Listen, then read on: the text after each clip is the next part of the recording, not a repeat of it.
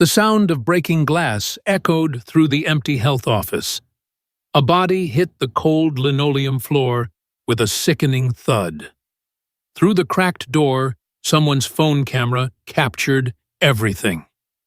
"Drink it all, nurse!" Brad Coleman towered over Emma Rodriguez, his phone steady in his hand, recording every second. The school nurse lay sprawled on the floor, her medical coat twisted beneath her. Every last drop. His voice carried the kind of confidence that came from 18 years of never facing consequences. Behind him, 4 other seniors from Blackwater High's wrestling team snickered and jostled for a better view. Emma's hand trembled as she reached for the small paper cup Brad held out. Her eyes, usually sharp and alert when checking students' temperatures or bandaging scraped knees, now seemed unfocused and glazed. The clear liquid inside the cup sloshed dangerously close to the rim. Brad's free hand grabbed her jaw, forcing her mouth open. "Come on, Rodriguez. You were so tough when you refused to give Derek his pills. Not so tough now, are you?" The liquid disappeared down her throat.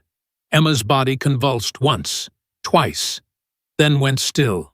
Her eyes rolled back, showing only whites. Brad laughed, a sound devoid of any warmth. "Sweet dreams. When you wake up, you'll do exactly what we say." His crew erupted in cruel laughter, high-fiving each other as if they'd just scored the winning touchdown. None of them noticed that Brad's phone camera, still recording, had captured something else entirely in the background. A reflection in the glass medicine cabinet showing a dark stain spreading across a canvas bag tucked behind the supplies. "Upload it to the private server," Brad commanded, tossing his phone to Derek Hayes, his right-hand man. "She'll pay good money to keep this quiet, especially when she sees what we'll add to the video later." The group filed out of the health office, leaving Emma Rodriguez motionless on the floor. They thought they'd just recorded their ticket to easy money. They had no idea that within 72 hours, this very video would seal Brad Coleman's death sentence. Before we dive deeper into this shocking story, I want to take a moment to thank each of you watching. Your support means everything, especially when we're exposing the dark truths hiding in places we trust with our children. If you've ever witnessed injustice in your school or workplace, drop a comment below. Your voice matters, and together we can shine a light on these hidden crimes. Now let's see how one brave woman turned the tables on her tormentors. 3 weeks earlier, Emma Rodriguez had walked through the gates of Blackwater High School for the first time. At 29, she was younger than most school nurses, with long black hair always pulled back in a practical ponytail and the kind of steady hands that came from years of medical training. The administration had been thrilled to hire her. Her resume showed 5 years at Dallas General Hospital's emergency department. What it didn't show were the 3 years before that, serving as a combat medic with Navy SEAL Team 6 in Afghanistan. Blackwater High sat on the Texas-Mexico border, a sprawling campus that served 2,000 students from both sides of the economic divide. On paper, it was the safest school in South Texas, with metal detectors at every entrance and security cameras in every hallway. In reality, those cameras had blind spots, carefully mapped out by Brad Coleman and his crew over 4 years of running their operation. Brad Coleman was what every parent feared and what every administrator ignored. The sheriff's son had inherited his father's sharp jaw and cold blue eyes, but somewhere along the genetic line, empathy had been deleted from his DNA. At 18, he ran Blackwater High's underground pharmacy with the efficiency of a Fortune 500 CEO. 15 students worked under him, moving prescription pills from suppliers to buyers with a distribution network that would make cartels jealous. The trouble had started 3 days after Emma's arrival. Derek Hayes, Brad's lieutenant, had stumbled into the health office clutching his lower back. I need something for the pain, he'd groaned, collapsing dramatically onto the examination table. My back is killing me. Can't even focus in class. Emma had examined him with professional precision, checking for actual injury. Finding nothing but perfectly healthy muscle tissue, she'd offered him ibuprofen. This should help with any minor discomfort, she'd said, marking it in her logbook. Derek's face had twisted into an ugly sneer. I need something stronger. Oxycodone. The last nurse always gave it to me. He'd pulled out a crumpled prescription that looked like it had been photocopied and re-photocopied dozens of times. This prescription is from 2021, Emma had said calmly, handing it back. And it's not even for you. It's for a Derek Hayes with an E. You're Derek with an I. I follow DEA regulations, young man, no prescription, no pills. That's when Brad Coleman had entered her life. He'd appeared in her doorway like he owned the place, which in many ways he did. Is there a problem here, Miss Rodriguez? His tone suggested there better not be. Emma had stood her ground, something few adults at Blackwater dared to do. No problem at all. I was just explaining to Derek that I can't dispense controlled substances without a valid prescription. If he's genuinely in pain, I'd be happy to call his parents and recommend they take him to see a doctor. The temperature in the room had dropped 10 degrees. Brad's smile never reached his eyes. You don't know how things work here yet. Maybe someone should explain them to you. He'd guided Derek out with a hand on his shoulder, but not before Emma caught the look they exchanged. It was the look of predators who'd just identified their next prey. What followed was a campaign of intimidation that would have broken most people. Emma's car tires were slashed twice in 1 week. Her lunch disappeared from the staff refrigerator daily, replaced with rotting food. Someone spray-painted "snitch" across her assigned parking spot. But Emma Rodriguez had treated wounded Marines under mortar fire in Kandahar. A few entitled teenagers didn't even register on her threat assessment. The gang had grown increasingly frustrated with her lack of response. Their usual tactics, fear, isolation, property damage, bounced off her like raindrops off armor. They didn't know that Emma had documented every incident with the precision of a military intelligence officer. Photos, timestamps, saved security footage from her hidden dash cam. She was building a case, just as she'd been trained to do. The decision to escalate had come during one of Brad's board meetings, held in the abandoned auto shop behind the school. She's gonna be a problem, Derek had reported. Johnson says she's been asking questions about our inventory discrepancies, checking the pill counts 3 times a day. Brad had leaned back in his makeshift throne, a torn leather car seat salvaged from the shop. Then we need leverage. Real leverage. Something that'll make her play ball or get her fired. His eyes had lit up with an idea that made even his crew shift uncomfortably. We're gonna dose her.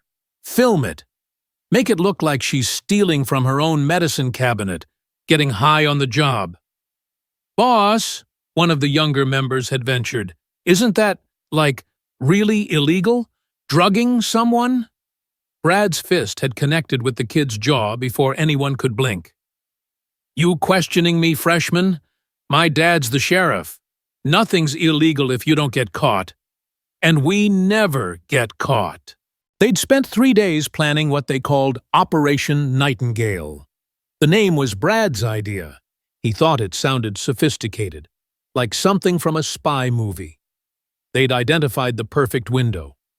Thursday afternoon, when the principal always left early for his golf game and the security guard took his extended bathroom break to smoke behind the gym. They'd use ketamine stolen from a veterinary clinic 2 towns over, mixed with enough benzos to ensure she'd be completely compliant. But Emma Rodriguez had survived 3 tours in Afghanistan by noticing details others missed. She'd seen them casing her office, timing her routines. She'd found the tiny cameras they'd hidden in her supply closet, each no bigger than a shirt button. Instead of removing them, she'd simply adjusted her own surveillance system to monitor who was watching her. Thursday arrived with the kind of oppressive heat that made the air shimmer over the parking lot. Emma went through her morning routine, checking supplies, updating records, treating a sophomore's sprained ankle, and a freshman's anxiety attack with equal professionalism. But underneath her calm exterior, she was ready. At 2:45 p.m., right on schedule, she heard footsteps in the hallway. Multiple sets, trying to sound casual, but failing. She activated the recording app on her phone, not the standard one, but a military-grade application that uploaded directly to cloud servers in real time. The device itself looked like any other smartphone, but the technology inside was anything but ordinary. She pulled out the specialized phone from a hidden drawer, its reinforced casing capable of withstanding a direct hit from a hammer. This wasn't just any device. It was military-grade equipment with features civilians couldn't even imagine. Beyond the shock-proof exterior, it contained encryption protocols used by federal agencies, ultrasonic recording capabilities that could capture conversations through walls, and most importantly, a satellite uplink that bypassed all cellular networks. Every byte of data was encrypted with 256-bit protection, the same level used for classified government communications. In the world of digital evidence gathering, this was the nuclear option. The door burst open. Brad entered first, his wrestling team jacket making him look even broader than his 6'2" frame. Behind him came Derek, holding a small bottle, and 3 other seniors whose names she'd memorized from the student files: Carson Webb, Troy Martinez, and Jake Hoffman, not to be confused with Jake Morrison, whose absence from school had been noted for 2 weeks now. "Hey, Miss Rodriguez," Brad said, his voice dripping with false friendliness. "We wanted to apologize for the misunderstanding earlier this week. Peace offering?" He held up what looked like a sealed bottle of Gatorade. Emma kept her hands visible on her desk, body language open but alert. "That's thoughtful of you, Brad, but I'm not thirsty right now. Perhaps you boys should be heading to your next class." "Class can wait," Brad said, moving closer. "This is more important. See, we got off on the wrong foot. In this school, we're like a family, and families take care of each other." His crew spread out, blocking both exits. The choreography was smooth, practiced. How many times had they done this before? "I appreciate the sentiment," Emma replied, noting how Carson had positioned himself by the medicine cabinet, while Troy watched the hallway through the door's window. "But I really need to prepare for the after-school rush. Football practice always brings injuries." Brad's mask slipped for just a moment, revealing the cold calculation beneath. "Drink the Gatorade, Miss Rodriguez. It would be rude to refuse our apology."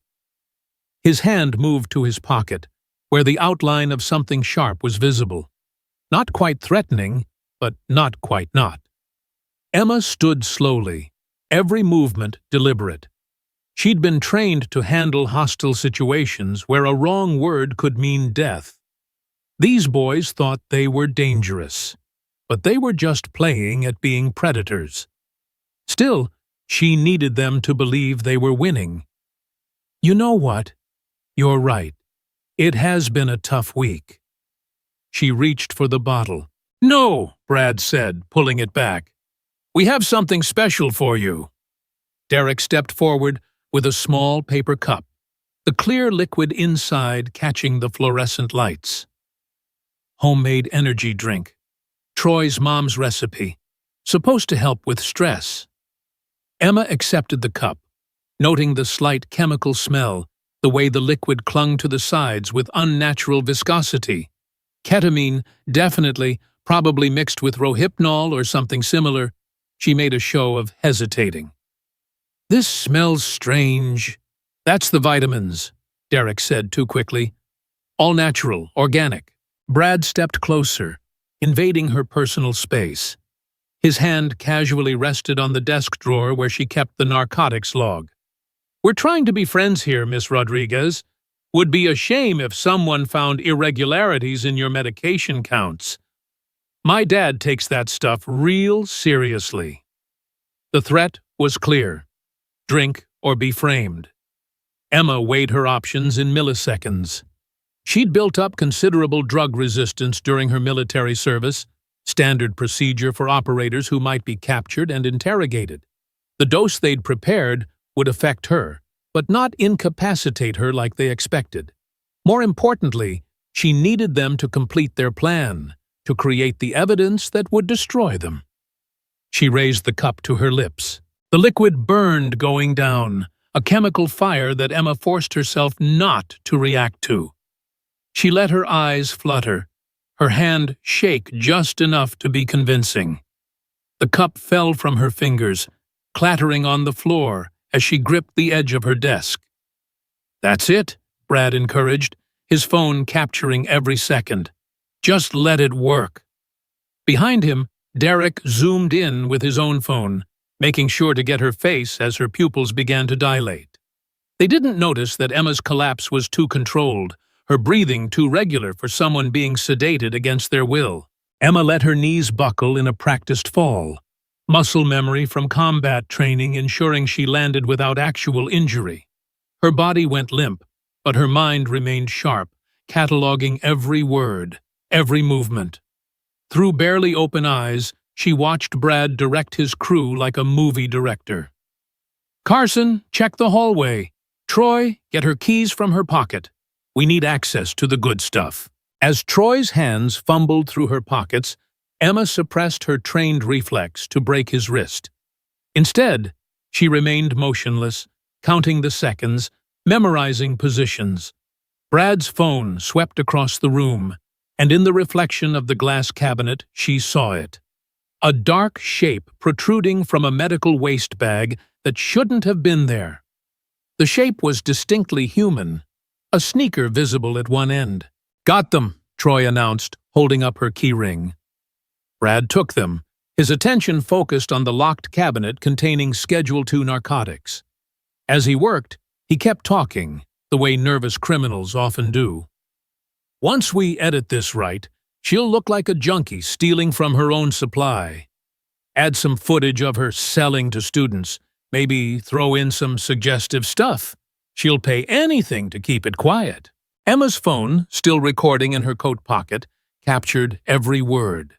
The specialized software was already analyzing voice patterns, creating legal-grade transcripts that would hold up in court. But more importantly, her half-open eyes tracked Brad's movements as he opened the cabinet. That's when she saw it clearly.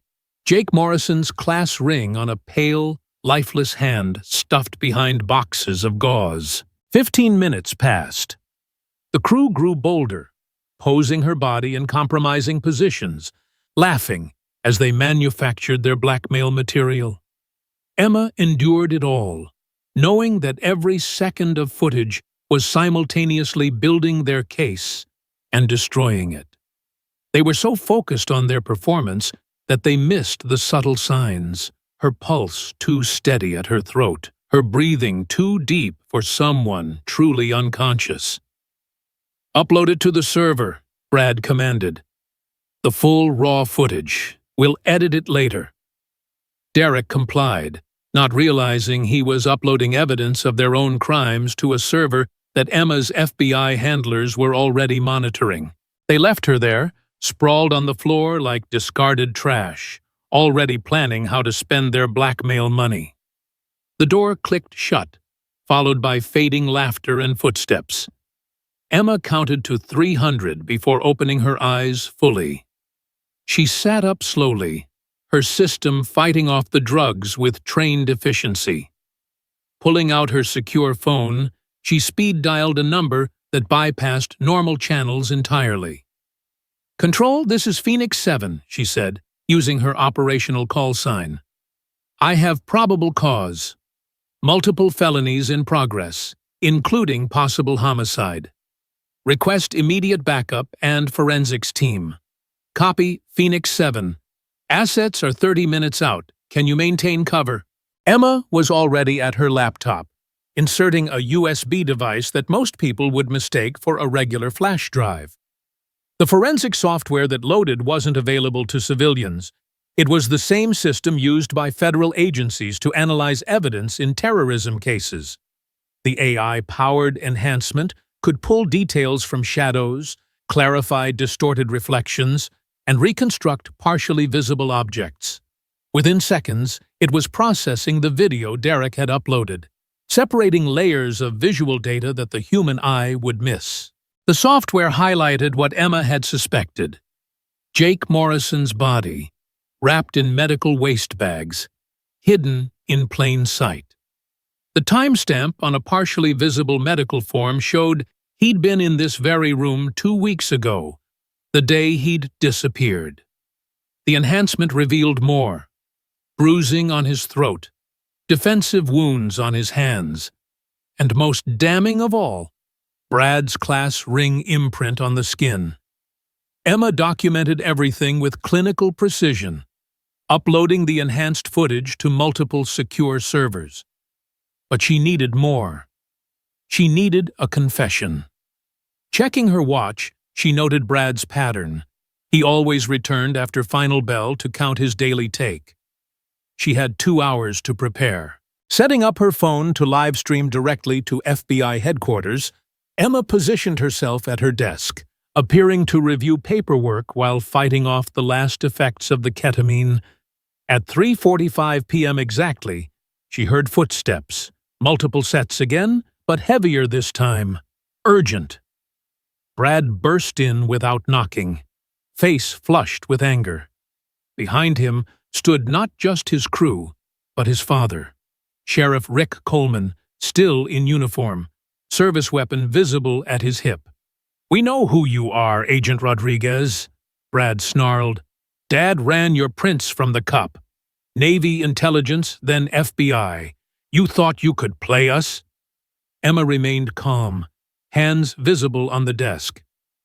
"I don't know what you're talking about. I'm just a school nurse who's feeling very sick after being drugged by students." Sheriff Coleman stepped forward, his hand resting on his weapon. "Cut the act. We've dealt with federal snoops before. Brad, show her what happens to people who threaten our operation." That's when Brad made his fatal mistake. Adrenaline and anger overrode his usual caution. "Just like Jake Morrison," he bragged.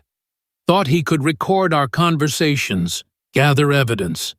I strangled him right here in this room while Dad watched the door, and just like we'll do to you."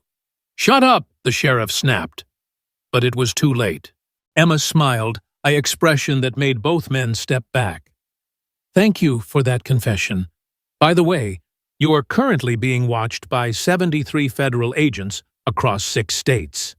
She turned her laptop screen toward them, showing the live stream interface. "Everything you just said was broadcast live to FBI headquarters in Virginia." "Oh, and Brad? That video your crew uploaded? Our forensics team found Jake's body in it. You filmed your own crime scene." The color drained from both men's faces. Brad lunged forward, but Emma moved faster. 3 years of combat training flowed through her as she redirected his momentum, sending him crashing into the medicine cabinet.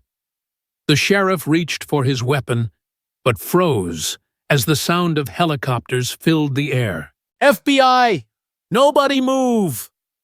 The doors exploded inward as tactical teams flooded the room. Brad tried to run, but was tackled before he made it 3 steps. Sheriff Coleman dropped his weapon, raising his hands as agents surrounded him. "Brad Coleman, Rick Coleman, you're under arrest for murder, conspiracy, drug trafficking, assault on a federal officer." The list of charges continued as they were cuffed and dragged away. Brad's last look at Emma held the dawning realization that he'd been played from the beginning. Within hours, the entire network crumbled. 23 arrests, including 3 teachers who had been turning a blind eye in exchange for bribes. 2 more bodies were discovered in the school's basement, students who'd threatened to expose the operation over the past 2 years. The evidence was overwhelming, meticulously documented, legally bulletproof. Emma stood in the empty health office as forensics teams processed the scene. Her handler, Special Agent Chen, approached with a tablet. "Outstanding work, Rodriguez. This is bigger than we thought.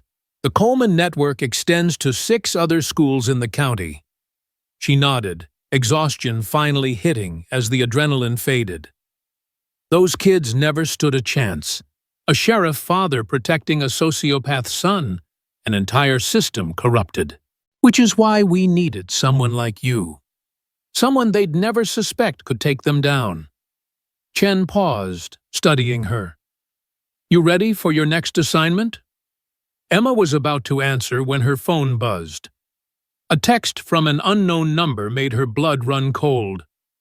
Blackwater was just the beginning. Check Austin High. Attached was a blurry photo. Another health office, another nurse on the ground, another group of students standing over them. "Looks like I don't have a choice," Emma said, showing Chen the message. She looked around the room one last time, at the place where 3 young lives had ended, where justice had finally arrived, too late for some but in time for future victims. As she walked out, passing the yellow crime scene tape and flashing cameras, one thought echoed in her mind with chilling clarity. The reporters shouted questions she couldn't answer, their voices blending into white noise. How many other schools harbored killers in varsity jackets, protected by badges and enabled by silence? How many more Jake Morrisons were buried in supply closets, their stories untold, their justice denied? The war against predators in positions of power was far from over. It had only just begun.